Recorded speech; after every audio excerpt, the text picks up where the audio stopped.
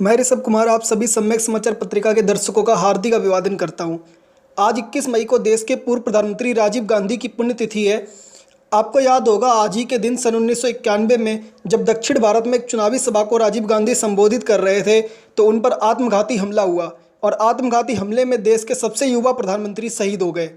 हम शहीद राजीव गांधी जी को श्रद्धांजलि अर्पित करते हैं और अपेक्षा करते हैं कि उनके द्वारा दिखाए गए मार्ग पंचायती राज को राष्ट्रव्यापी स्वरूप दिया जाएगा और युवाओं को और अधिक कंप्यूटराइजेशन एवं डिजिटलाइजेशन की तरफ ले जाया जाएगा।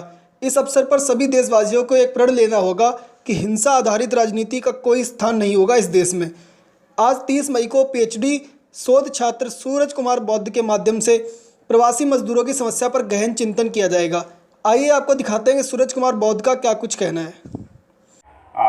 दरअसल पूरे देश भर में जिस तरह से लॉकडाउन के बाद मजदूर जुल्म ज्यादती को सहने के लिए मजबूर हुआ है, यह भारत के लोकतंत्र पर और इंसानियत के नाम पर हुकूमत के ऊपर लगा हुआ एक ऐसा धब्बा है जिसे शायद आने वाली पीढ़ी एक लंबे अरसे बाद तक धो नहीं पाएगी। हुकूमत ने जिस तरह से लॉकडाउन का ऐलान किया है और लॉकडाउन के बाद लगातार बहुजन समाज पर जुल्म ज्यादती बढ़ रही है, लॉकडाउन के बाद लगातार मजदूरों पर हमला हो रहा है, मजदूर मौत के शिकार हो रहे हैं। सरकार अपनी रिस्पॉन्सिबिलिटी निभाने से मना कर दी है। सरकार का कहना है कि सरकार वो मजदूरों का ख्याल नहीं करेगी। सरकार का कहना है कि आत्मनिर्भर बनो, मजदूर हो तो अपना पेट खुद भरो, हम तुम्हारा भला करने वाले नहीं हैं। सरकार का यह मानना है कि अगर तुम मजदूर हो तो हमारे पास तुम्हारे लिए कोई सुविधा नहीं है।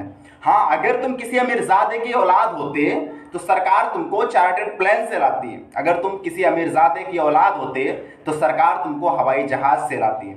लेकिन तुम एक मजदूर हो, इसलिए सरकार तुमको मजबूर की तरह देखेगी, और एक मजदूर हो इसलिए तुम्हारे पास हवाई चप्पल भले पहनने के ना हो, लेकिन सरकार तुमको पैदल भी नहीं जाने देगी। पूरे देश में लगातार राज्य सरकारों द्वारा अपनी अपनी सीमाओं को सील कर दिया जा रहा है।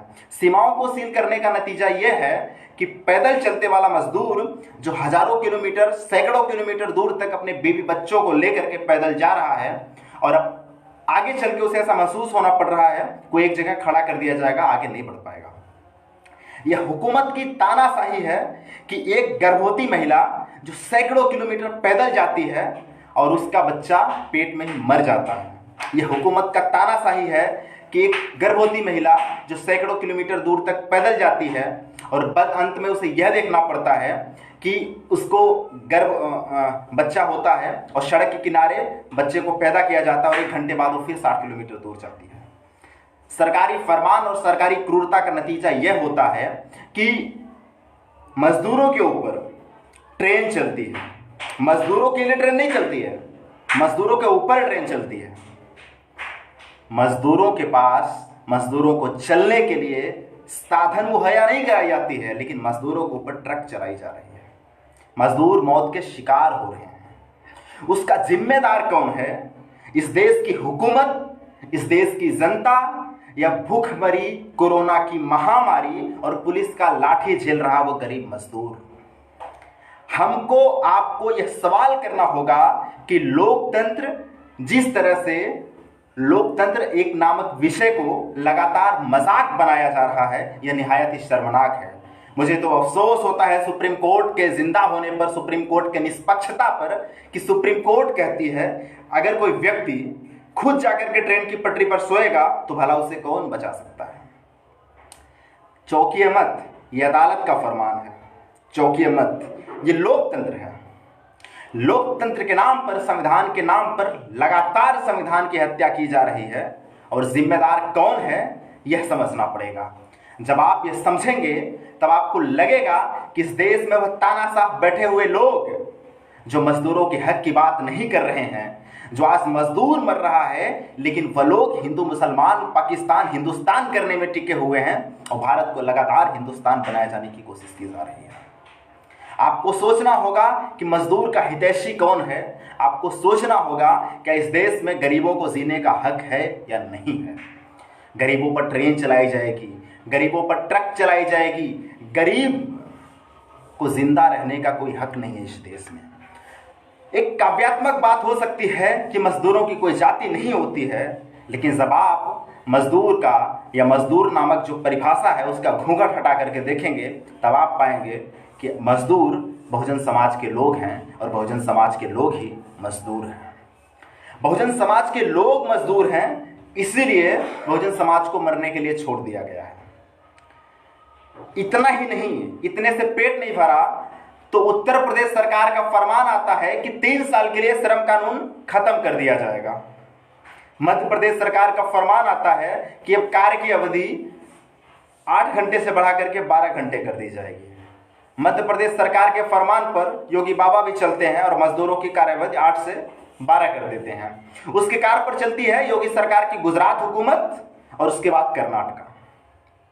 आप कल्पना कीजिए कि मजदूरों के खिलाफ, श्रमिकों के खिलाफ इतनी बड़ी तानाशाही क्यों? वह बाबा साहब जो मजदूरों को 12 घंटे काम किए जाने की अवधि को घटा करके 8 घंटा किए और राम राज्य के इस दौर में, हिंदू राज्य के इस दौर में मजदूरों की कार्य अवधि 8 घंटे से बढ़ा करके 12 घंटे कर दी जाती है। 12 मई को हम लोगों ने जबरदस्त आंदोलन चला, जिसमें आजाद समाज पार्टी की अगुवाई में एक पूरे देश में जबरदस्त आंदोलन चला और नतीजा ये रहा कि सरकारी जुल्म बंद करो के बैनर तले आंदोलन के मुहिम को जब रंग पकड़ा तो योगी बाबा झुकते हैं और कहते हैं कि नहीं, मजदूरों की कार्यावधि 8 घंटे ही रहेगी। लेकिन श्रम कानून अभी तक वापस नहीं लिया गया। मजदूरों से हुकूमत को इतनी तकलीफ क्यों है, या मजदूरों से हुकूमत को इतनी नफरत क्यों है? नफरत इसलिए है क्योंकि मजदूर मजबूर है। हुकूमत इसलिए है, हुकूमत की नज़र में ऐसा लगता है कि मजबूर जो लोग हैं वो मजदूर हैं और मजदूरों को अगर हम उसके हक की बात करेंगे तो इस देश का भला नहीं होगा। इसलिए हुकूमत कहती है कि तुम पैदल जाओ, हम तुमको रेल मुहैया नहीं कराएंगे, तुम पैदल जाओ, हम तुमको सड़क मुहैया नहीं कराएंगे। सड़क पर चलोगे तो पुलिस लाठी चार्ज करेगी और रेल की पटरी के किनारे चलोगे तो ट्रेन चला करके मार दिया जाएगा। यानी कि तुम अगर अपने घर पे रहोगे तो किराएदार को किराया नहीं दे पाओगे, और अगर तुम कहीं टेंट बना करके रहने की कोशिश करोगे या कहीं और गुजारा भत्ता करने की कोशिश करोगे तो सरकार आपको रोटी नहीं पहुंचाएगी। यानी आपको मरने का पूरा इंतजाम कर दिया गया है।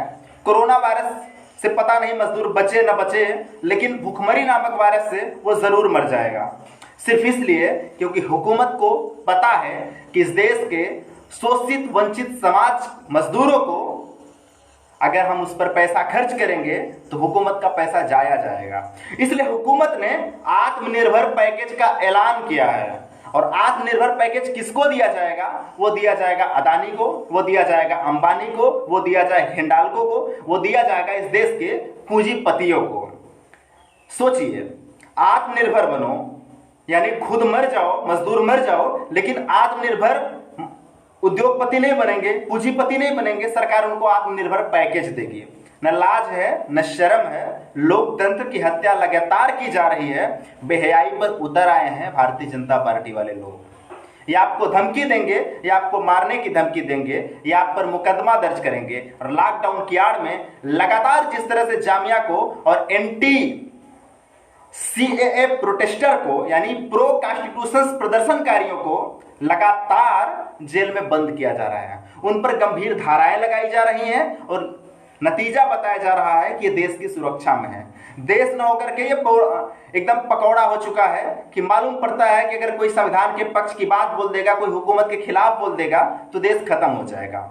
क्योंकि इस देश में दंगा कराने का ठेका इस देश के पत्रकारों ने ले लिया है। अगर आप पत्रकारों के खिलाफ बोलेंगे, अगर आप इस देश के लोकतंत्र के पक्ष में बोलेंगे तो यकीनन आप अपराधी कहे जाएंगे। अगर आप रोटी के पक्ष में बोलेंगे, अगर आप मजदूर के पक्ष में बोलेंगे, अगर आप भुखमरी के खिलाफ बोलेंगे, अगर आप कोरोना वायरस के खिलाफ बोलेंगे और सरकार की नीतियों के खिलाफ बोलेंगे तो आप अपराधी कहे जाएंगे।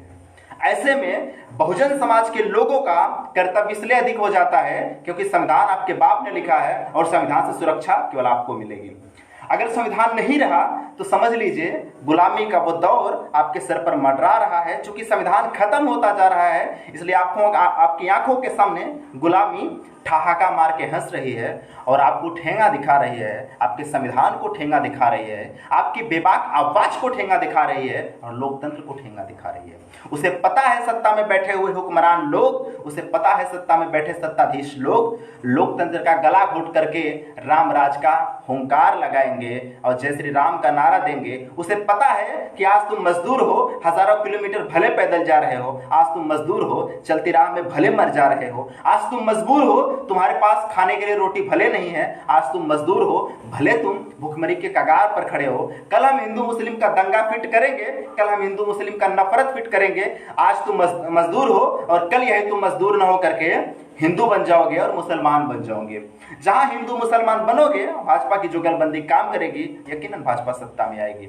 आपको समझना है कि आप मजदूरों के हक की लड़ाई कितनी बेबाकी से लड़ाते हैं। आपको समझना है कि सत्ताखोरों के खिलाफ आप में लड़ने का मादा है कि नहीं। तो अभी आपने सुना कि देश के प्रगतिशील युवा सूरज कुमार बौद्ध ने बेहद संवेदनशीलता के साथ मजदूरों के प्रश्नों को देश के सामने रखा है। 20 मई की न्यूज़ रिपोर्ट में हमने आपसे सवाल किया था कि संत गाडगे किस राज्य से संबंध रखते हैं, उनका बहुजन समाज के लिए क्या योगदान है। तो इसका सही जवाब है कि संत गाडगे जी महाराज महाराष्ट्र से संबंध रखते हैं और उन्होंने स्वच्छता अभियान के लिए महान योगदान दिया था और वे बाबा साहब अम्बेडकर के समकालीन थे। आज आपके सामने एक नया सवाल लेकर आए हैं। आज का प्रश्न है, बहुजन समाज पार्टी के संस्थापक कौन है और किस वर्ष और दिन को उन्होंने बहुजन समाज पार्टी का गठन किया था। इस प्रश्न का सही उत्तर जानने के लिए आप 22 मई की वीडियो अवश्य देखें और वीडियो देखने के अंत में आपको स्क्रीन पर इस सवाल का जवाब मिल जाएगा। यदि आप इसका उत्तर जानते हैं तो कमेंट बॉक्स में हमें ज़रूर बताएं। इसी के साथ हम आपसे विदा लेते हैं। आप देखते रहिए सम्यक समाचार पत्रिका।